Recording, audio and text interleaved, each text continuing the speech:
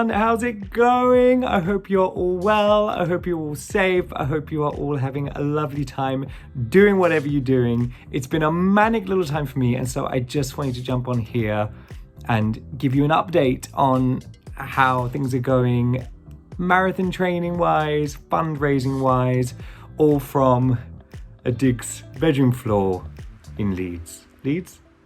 We're in Leeds. Woo! Yeah. So training's going really well. He says, I'm working through a little hip injury situation at the moment, which I believe is kind of left over from a back injury I had back in November. People are being great. I'm getting to physio. I've got my roller. I've got little massage balls. I've got, lots of things to kind of keep me going and hopefully get this hip healed up as soon as possible. I've kind of learnt, from training for about 2 years now. I've kind of been a regular runner, and injuries just happen, and they're frustrating and they're annoying and they hurt, and you kind of want them to be fixed as soon as you can and get back out there. But the fact is, if you try and push and get out there too soon, you run the risk of causing further injury. So I'm trying to be patient. I'm doing my physio exercises and stretches every second I get to try and get me back out and training again. But the great news is that the marathon isn't until October, and I'll be damned if I have to walk that entire thing. I'm doing it because you guys have been so incredibly supportive, so incredibly generous, and from the bottom of my heart, thank you so much. Speaking of, I had a manic little weekend. I got on for the role that I cover in the show for the first time, which is very fun. But in amongst that madness, you guys got me sailing over the £1,000 mark, and I kind of can't believe it.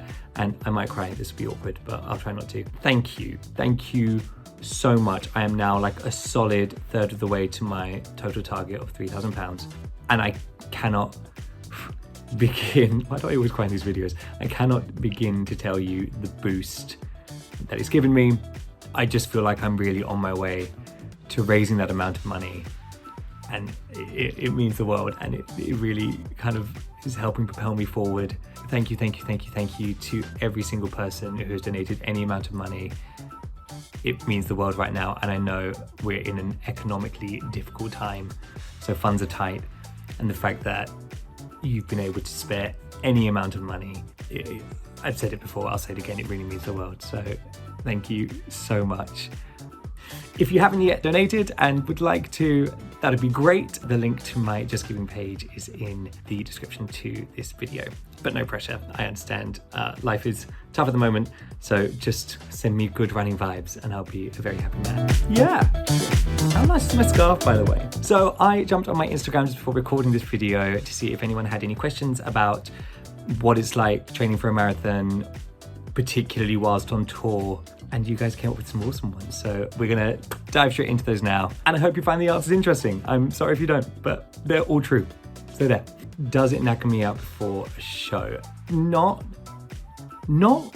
really, actually. I find it kind of does the opposite. It kind of energizes me.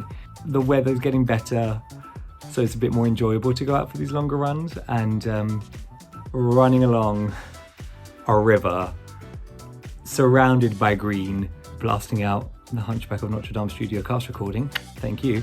It's pretty cool. But I try and be sensible with when I do it. I try and avoid doing really long runs on 2 show days if I can, but in general, it's pretty energizing. It's pretty cool.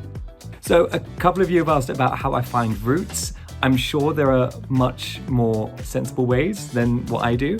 I generally look at Google Maps and see if there's a park nearby, or a river I find is really good because you can just kind of keep going and following it, and generally you don't get lost, and then you can just turn around and I can normally kind of figure out my way back. But also there are some other runners in the cast and crew, and we kind of share tips on where's a good spot, so that's fun. So we're all being quite generous with information, but it is a bit daunting and you don't really know kind of like where you're going to be heading or what the terrain's going to be like or that kind of stuff. So, but I also kind of think that's part of the adventure of it. I just go, I run, I figure it out as I go along. But I've been fortunate to stumble across some pretty awesome places and I've had a great time. Yeah, so I've spoken a little bit about injuries. They're not fun. Depending on what it is, depends on kind of how I take care of it, but stretching is a big one. Massaging is a big one. Physios is a big one.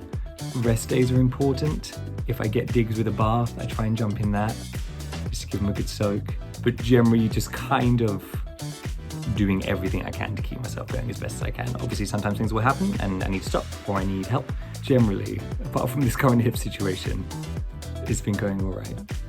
Yeah, I really am. It's not always fun, particularly when it's raining or snowing, as we have had, but generally once I get going, and if I pick a really good soundtrack to blast in my ears as I go, I have a great time and I feel pretty awesome after it. And I always try and treat myself with something delicious to eat afterwards. That's always a good moment as well. But yeah, I always feel better when I have time. So that's all from me. Thank you so much for listening to my little check-in. This is where we're at. We all know where I'm going. London Marathon 2022, 2nd of October. Bring it up. Thank you so much for listening and watching, and I'll see you all soon. Mwah.